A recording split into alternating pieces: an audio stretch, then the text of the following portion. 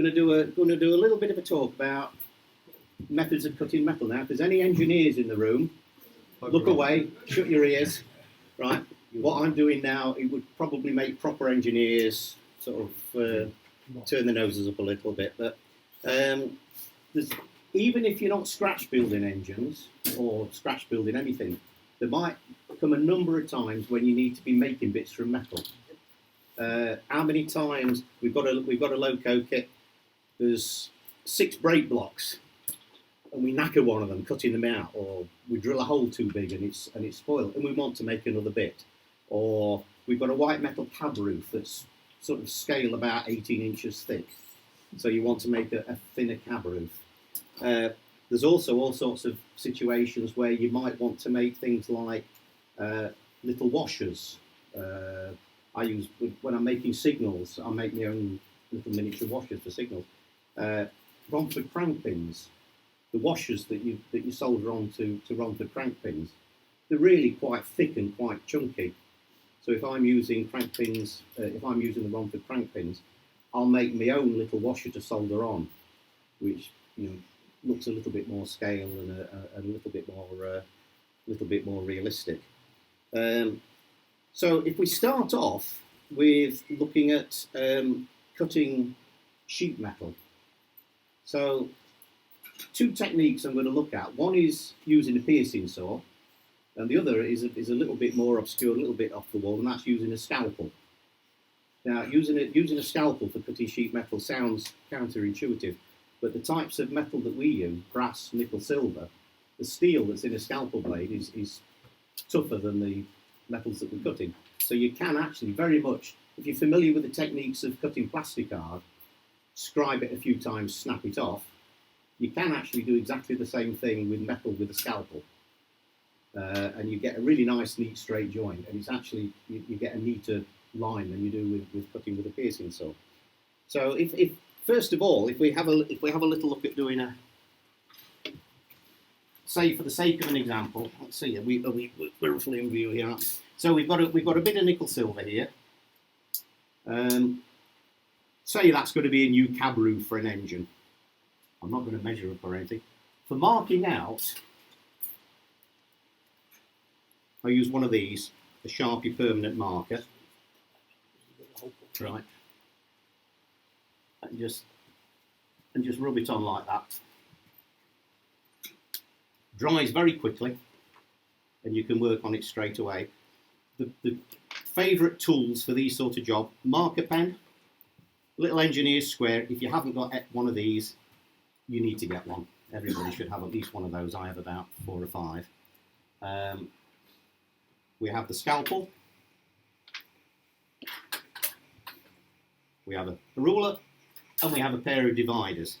Now, if you're trying to cut a piece of metal and you want it a line square across, it's quite difficult sometimes. If you're drawing a line across, if you say you want it there 25 millimeters across, and you're marking it there, if you try marking 25 millimeters across there as well, the chances of you getting that exactly, you might be 0.1 of a millimeter out one way or the other. So don't try and mark it out all the way across. Scribe it across, and a scalpel is as good a way as any as marking that out. Now, because a scalpel has a V angle on it at the bottom, you can be, if your square is there, let's see, I don't know if that's going to work on the camera. If your square, the actual point of your scalpel is away from your square. So I always just angle the scalpel slightly so that the point is right in the join between the square and the metal.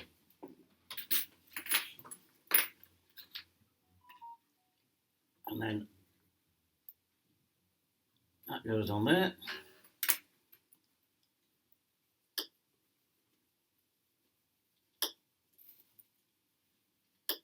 And rather like, just as if you were cutting plastic art. This is where it slides off and cuts my fingers, and you get an X-rated version with blood spurting all over the screen. That could happen. And then I'll go around the other side as well. So by putting the scalp in a groove there,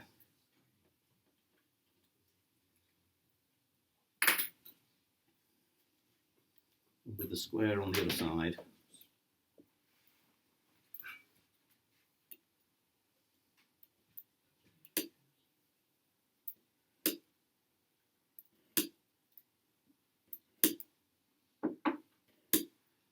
and then the one tool I didn't get out that I'm going to use, which is in here, which is mine.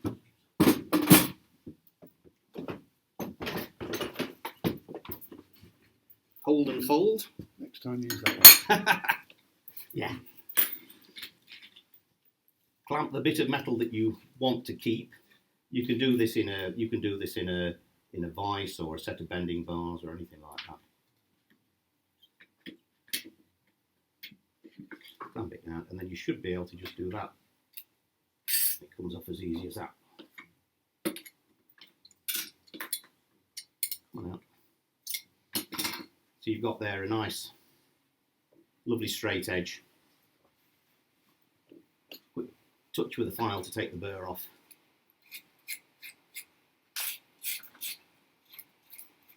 And you've got to be very, very good with a piercing saw if you're going to get an edge as straight as that. That really only works for square bits, rectangular bits. You can't do an inside corner with something like that. So the other technique, and I would say if anybody, proper engineers, would be doing this with a guillotine.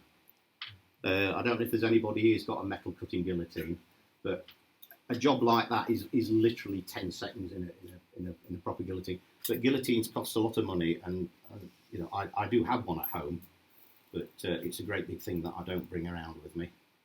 But really, that is the sort of the ultimate way to do the job. So you use that in preference to what I would have done instinctively, which is the big heavy-duty tin snips. I have used tin snips. I find they tend to curve the metal a little bit, even the bit that you're trying to keep straight. Yeah. With that, it stays perfectly flat. I've not seen that before. So Yeah, it's I have you know, built whole engines using that technique, and it is really nice and quick and easy. So now, say we're looking at doing it an inside corner.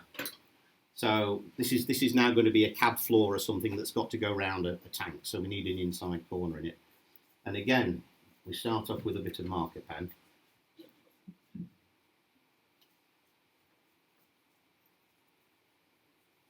Now I'm not quite sure how thick that metal is. It might be 12 thou, something like that, 10 thou. I wouldn't like to do much thicker. I wouldn't like to try cutting, say, 18 thou or anything like that with a scalpel. But it's very good for thinner materials. If you want to make very thin strips for, say, boiler bands, if you want to put boiler bands on them, you get some 3 or 4 thou shim, and you can cut a 0.6, 0.7 of a millimetre strip off the edge of a sheet really quite easily using a scalpel like that. And on those, I tend to keep cutting till it goes all the way through. It doesn't take many cuts on that sort of thickness. So if we're going to take a corner out, again, the sizes of this are really pretty random, just for the purposes of showing the techniques. But say we want to take a corner like that out. Now, obviously, putting that in the bending bars and bending it, that's not going to work. So, jobs like this is where the piercing saw comes in. Now, I used to buy my piercing saw blades from model railway exhibitions, and I don't know if anybody else has had this experience of using piercing saw blades, but you're cutting, and the thing wants to go in all sorts of directions. It wanders off. I was with a friend of mine at a model engineering exhibition, and he was saying, "Oh no, you don't get them blades. You want to get some proper blades." So the blades I get now are from by a firm called Velorb, who I get mine from a place called HS Walsh, who do a lot of watchmaking equipment, and they do a good range of these blades down to some very, very fine ones indeed. and the transformation that it made in my piercing saw work was astonishing. I couldn't believe all of us, and I'm going to eat my words now, because I'm telling you that I can now cut in a straight line. Oh, And- We're offering the odds. Now these blades, I mean, I'll hold. I don't know how close up that camera focuses, or if it'll show the blades. Where are we? Put it on your cutting. If I put it down on there, you can can see it. see you can see how fine the blade. It's like a piece of human hair. That's an 8-0 blade. Now it's got so many teeth in it. The ideal thing is when you cut in metal, you want at least 2 teeth to be on the edge of the metal at any time. Otherwise, your blade's going like this as it cuts.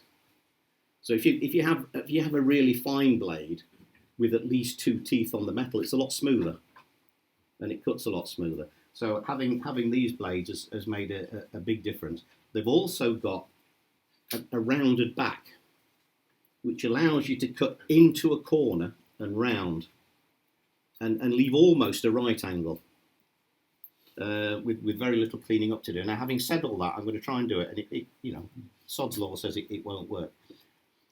The saw's held vertically, as near vertically as you can. This little device here is a little saw table. I inherited this from a friend of mine who sadly passed away. But a table like this that you clamp to the bench is absolutely ideal for this sort of work. Trying to do it sort of in a vice or holding the thing up like this is very, very difficult. But if you put that up like that and start it there.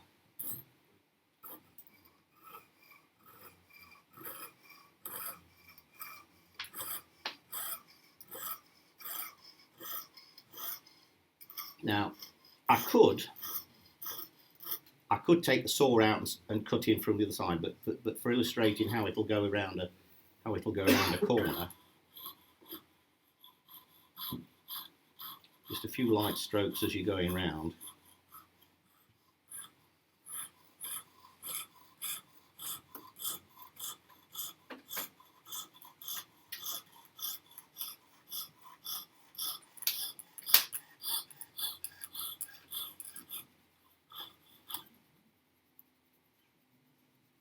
And so you can you see that on there?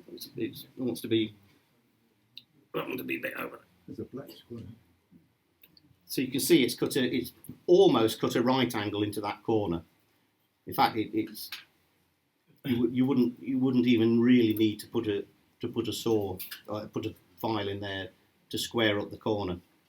It's really not necessary. And of course, the idea with these things is you saw pretty close to the line, but not exactly on the line. And then you get the file that's there under my nose. Just a few strokes of the file to. What grades of blades do you normally use, Tony, and for what thickness? I have 6 zeros and 8 zeros. I use the 8 zeros most of the time. I use the 6 zeros if I'm working in O gauge and I'm working in 18 thou. I'll use the 6 zeros, but for almost all of the work, I use the 8 zero. So you've got a bit of metal there that nice square edge. One of the other techniques that's sometimes quite useful is, now this is an O gauge break block rather than a 4mm one. But the example I quoted earlier, right? You've wrecked a break block. You need to make another break block. You're off the bottom of the screen. I'm off the bottom of the screen. Can't see from here. So what I will do with that is I will actually solder it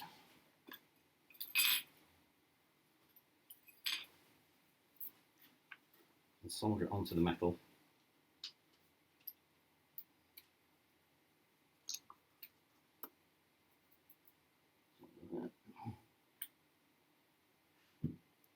Anybody see the end of the solder on the camera?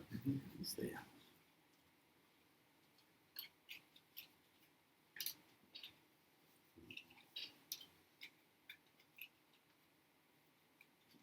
Doesn't need need to be particularly firmly soldered for this.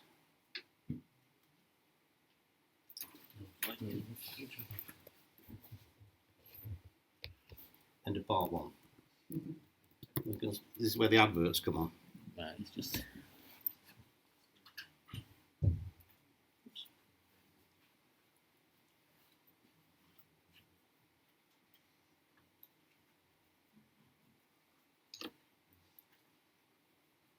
You can spend a lot of time trying to draw out a shape like that, and it will take you ages, and you might not get it exactly the same anyway. So if there's a shape to copy, I'll copy it. But one of the other techniques, if you've actually got, say you're doing something like a cab side for a loco, and it's got curvy windows and a curved front and things like that, you can spend ages and ages drawing it all out and marking it all out. Again, engineers look away. I will get a correct scale drawing, cut it out, stick it onto the metal with Pritt stick, and cut round it on the drawing. So engineers would not approve.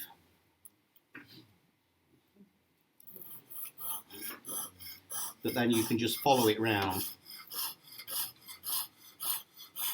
using the etched piece as a guide.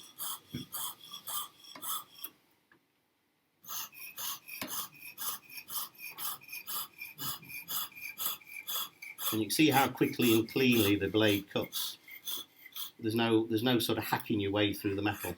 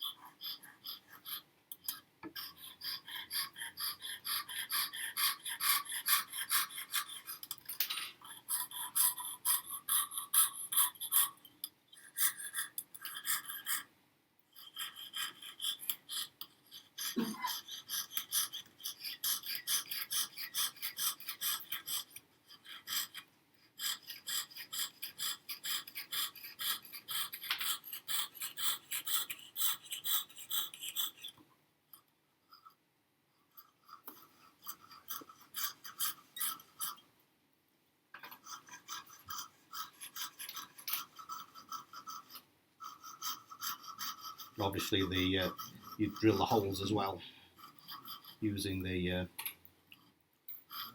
holes in the etch piece as a guide.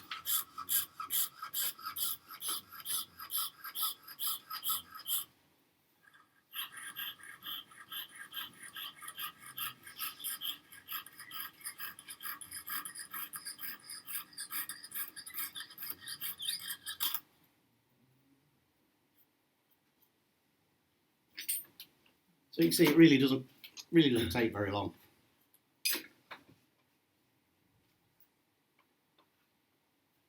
Worst bit is separating afterwards.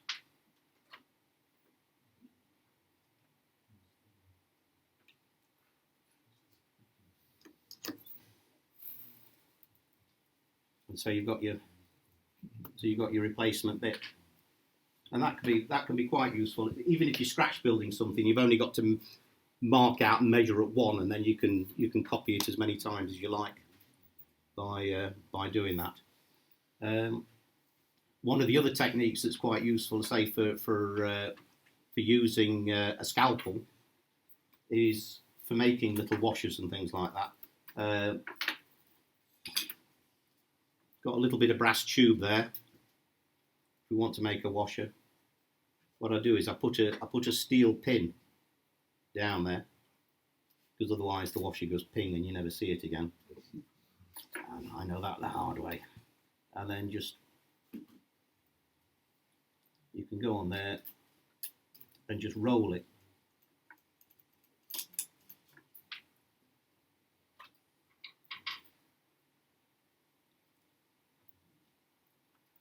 And there's a little washer. So that would be about the right size for a Romford crank pin. I think that might be a 1mm inside diameter one.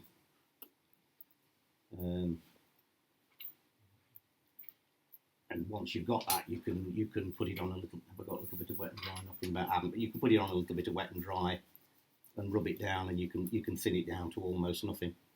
So if I'm making signals for things like for retaining a crank, I'll solder a pin into the signal post, put the crank on, chemically blacken it, and put a tiny little washer on the outside that's almost invisible.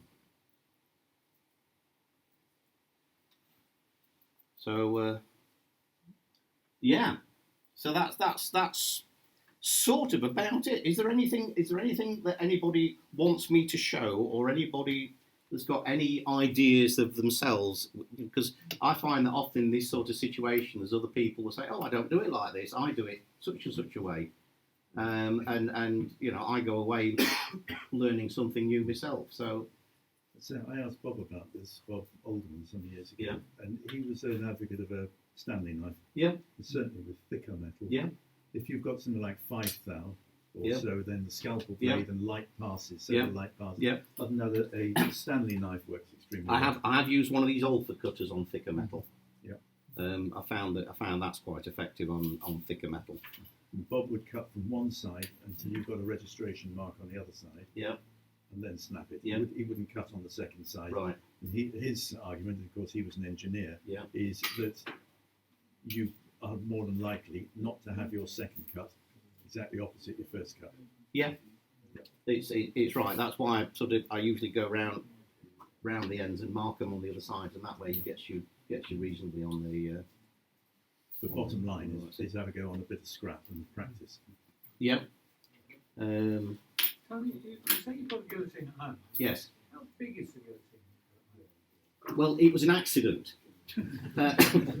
I was buying some stuff off a guy he was 93 years old, packing in modelling, and he's selling off all his stuff.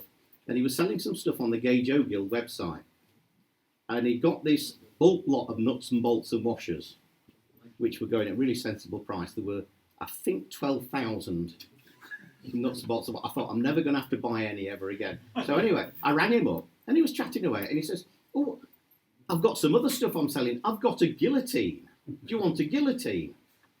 And oh, yeah, that's a good idea. How much do you want for that? Oh, a tenner. But done. Anyway, he says, "I'll post it." Right. And this thing arrived, and it's not one of the ones with a blade that goes up and down like that. It's one with a great big handle, and the handle, right? If I had the guillotine on the desk now, I'd be using the handle up here, and you bring it right down there. I mean, if it fell on your head when you went, if you bent down to get something, and the handle fell on your head, it would knock you out. But it will cut a 0.5 millimetre strip of 5 thou metal, as neat as anything. It's got a super blade on it, and he's rigged it up with a little gauge on the back, so you can set a stop and measure the thickness of the metal you want. There's a video knocking about on YouTube. I've shown it to one or two people of this Japanese locomotive engineer. This guy who builds engines in Japan, and he's got a nice guillotine.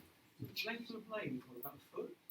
It's probably about that long. Curved blade, and it comes down on a plate.